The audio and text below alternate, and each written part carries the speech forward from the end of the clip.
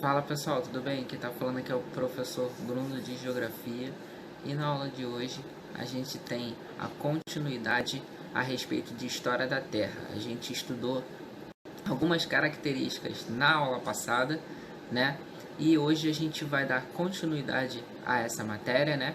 E vamos falar a respeito de cada pedaço, né? Cada pedacinho da nossa Terra, principalmente quando a gente fala da parte em que a gente vive e da parte interna, tá? A gente tem essas duas classificações.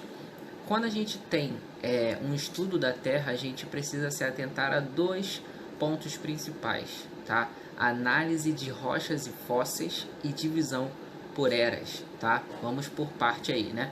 Análise de rochas e fósseis, tá? Essa análise ela é feita através de um carbono 14. O que é isso? É uma técnica utilizada, né? É uma parte técnica que fala a respeito dessa análise, né, de rochas. Quando a gente, por exemplo, pega uma pesquisa ou em próprios filmes que a gente vê um arqueólogo ou um cara que descobriu, esse fóssil ele foi encontrado aqui e ele tem 14 milhões de anos, né? Para eles chegarem a esse número, eles utilizam essa técnica, tá? Então a gente tem o estudo da Terra muitas das vezes, né, baseado nessa análise. E temos também a divisão por eras, né? O estudo da Terra tem uma divisão feita por eras que a gente vai entender melhor na aula de hoje, tá? A gente tem as mudanças principais que a gente tem na Terra, né? As mais notórias e as que a gente não tem tanto a olho nu, né? Porque a gente não estava presente, mas a gente consegue defini-las, né? Que é o clima, né? O clima mudou bastante desde o início até os tempos atuais, né? E ele vive em constante modificação. Se a gente pegar como exemplo até um clima da época dos seus avós para a nossa época, são climas diferentes, né? Talvez para sua avó eles não tinham um calor tão grande como tem hoje, né? Principalmente quando a gente fala do Rio de Janeiro. Então a gente já vê uma mudança num curto período se a gente for comparar aos longos períodos, as grandes eras do nosso planeta, tá? Temos o desenvolvimento da vida também, que é algo que foi, né, se desenvolvendo tanto pelas espécies que foram surgindo, mas também pelo desenvolvimento humano e tecnológico, né? A formação dos continentes, que é o primórdio, né, a parte de início, digamos assim, juntamente com as massas líquidas, né? Então a gente tem essas quatro mudanças aí como as principais, né? As que mais modificaram o nosso planeta. Seguindo aqui na aula de hoje, a gente tem a divisão das eras, o que eu falei lá no começo, né? Onde as eras são divididas em períodos que são divididos em épocas geológicas. Então a gente tem três características aí, né? A gente tem as eras que são divididas em períodos e temos dentro dos períodos as épocas, né? A gente vai entender melhor isso nessa tabelinha que eu coloquei aí, onde a gente tem aqui era, período e época, né? E do lado a gente tem eventos importantes. Então a gente tem aí na era, né, paleozoica, mesozoica, né? Tudo isso foram eras da nossa humanidade, né? Da parte do planeta. Dentro dessas eras a gente tem os períodos, onde a gente tem ali o quaternário, na era cenozoica, o terciário também na era cenozoica, temos o jurássico, né, na época mesozoica, né? Então cada um tem uma subdivisão. Dentre esses períodos a gente tem épocas, né? Por exemplo, na era cenozoica, dentro do período quaternário, a gente tem o Holoceno, que é uma época dentro daquele período, tá? Coloquei uma tabelinha aí do lado onde a gente fala dos eventos importantes de cada era, né? Algo que marcou a era. Então ali a dispersão da espécie humana, né? Na era cenozoica, a gente tem o surgimento dos primatas, né? No período terciário da era cenozoica, né? Principalmente ali na época do Oligoceno, né? A gente tem também a origem dos primeiros fotossintetizantes e primeiros invertebrados lá na era proterozoica, né? Então a gente tem cada era, cada período, cada época numa divisão em milhões de anos, né? A gente tem até a idade aí do lado. Essa tabelinha é fácil de achar, se você colocar no Google você consegue identificá-la. Se você colocar lá divisão das eras ou tabela geológica da Terra, a gente consegue ver essa tabela em qualquer lugar, tá? Mas ela é basicamente para a gente se basear, para a gente saber como foi mudando ao longo do tempo.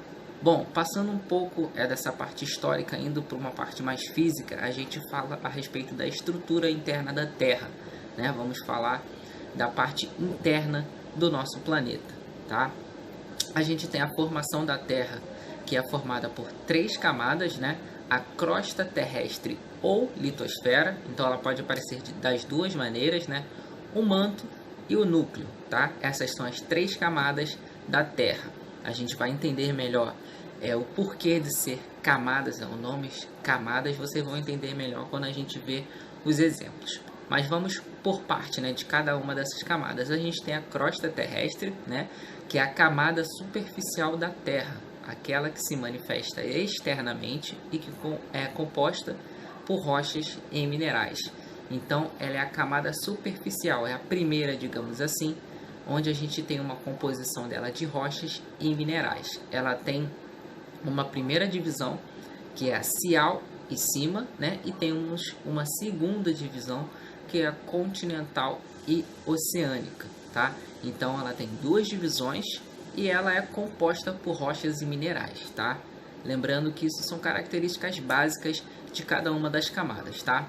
A camada acima, né, é composta em sua maior parte por silício e magnésio, sendo constituída por rochas predominantemente basálticas e compõe a porção inferior da crosta, né? Então, a parte inferior da crosta terrestre. Já a cial é composta por silício e alumínio, constituída por rochas graníticas, basálticas e sedimentares, tá? Temos ainda a segunda divisão, né? Como a gente falou, que tem 2 divisões na crosta terrestre, a continental e a oceânica, né? A gente tem na continental, né, quando se fala a respeito de continente, por isso o nome continental. Então, a parte continental do nosso planeta é a segunda divisão da crosta terrestre. Já as oceânicas falam a respeito dos oceanos, tá? Os continentes e os oceanos se diferenciam, né, por ser, né, se a gente pensar que é um pedaço de terra, a gente diferencia eles pela constituição de cada um, né? O continente e o oceano têm uma constituição diferente um do outro, tá? Seguindo para a próxima camada, né, que é o manto ou astenosfera, tá? Ela pode aparecer das duas maneiras, tá? Ela é a camada da Terra, né, formada pela região superior do manto, né, apresentando um aspecto mais fluido e pastoso, com o magma que se movimenta, que se encontra em constante movimentação. Então, ela está sempre em movimento, né? Algo fluido e pastoso, né? Como se fosse uma geleia. Então, ela está sempre em movimentação. É a camada terrestre que se encontra logo abaixo da litosfera, né? Então abaixo da crosta terrestre, e por isso atua e interfere diretamente na sua dinâmica. Então, por ela estar abaixo da crosta terrestre, com as movimentações, né, dependendo das características que ela tiver, né, com as atividades que ela fazer, ela acaba interferindo, né, na parte superior, que é a crosta terrestre, né?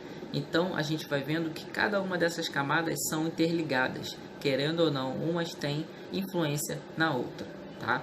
A gente tem o núcleo, que é a terceira camada da Terra, né? É a camada mais profunda do planeta Terra, situada após o manto, né? Sendo a mais quente das camadas terrestres, né?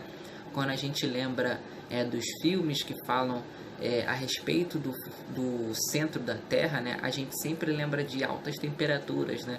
A gente indo como se fosse em direção a um vulcão, né? Tem alguns filmes que retratam bem isso, e não é nenhuma mentira. Realmente é a parte mais quente das camadas da Terra, e ele é dividido em 2 partes, né? Externo e interno, né? Como o próprio nome aí já dá uma sugestão do que seja, a gente vai dar, né, uma ênfase a respeito deles dois, né? O núcleo interno é a parte mais interna da Terra, formado principalmente por ferro e níquel. A temperatura do núcleo da Terra, né, cerca de 5.000 graus Celsius, então é muito quente. Essa parte interna, ela é realmente inacessível, pelo menos por enquanto, tá? O núcleo externo ele é formado por ferro que se apresenta em estado líquido e mesmo assim é muito quente. Então é uma parte do planeta extremamente quente e de difícil acesso, né? Basicamente a aula de hoje é essa, espero que vocês tenham gostado, né? A gente dá um apanhado geral do que representa a estrutura interna da Terra e com o passar do tempo a gente vai estar dando continuidade falando a respeito do nosso planeta, tá bom? Até o próximo vídeo.